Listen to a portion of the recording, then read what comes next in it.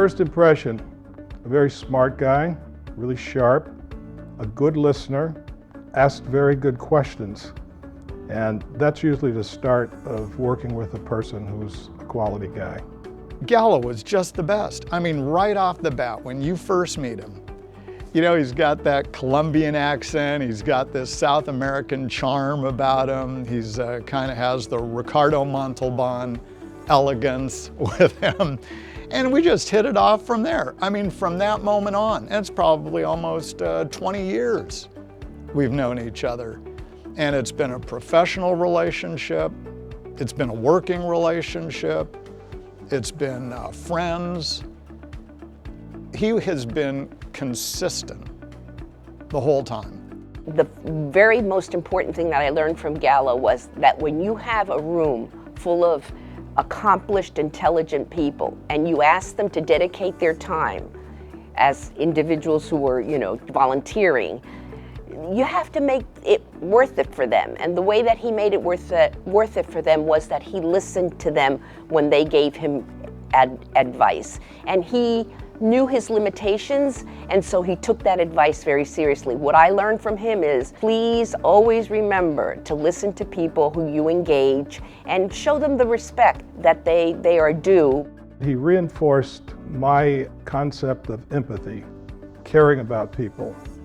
And the thing that he reinforced further with me is that it's not enough to just be empathetic.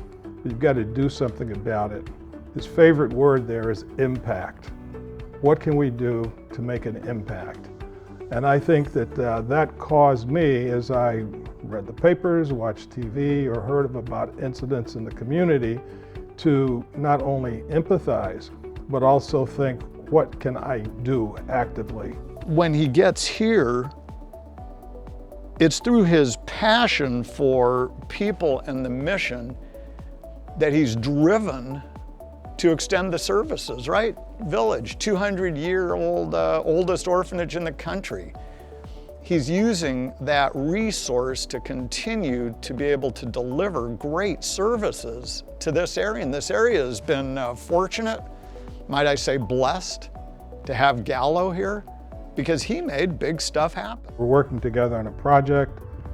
We had scheduled something, and he had to change it because there was something going on in the family. Galo was very close to his mother, and at one point she was facing a number of medical issues.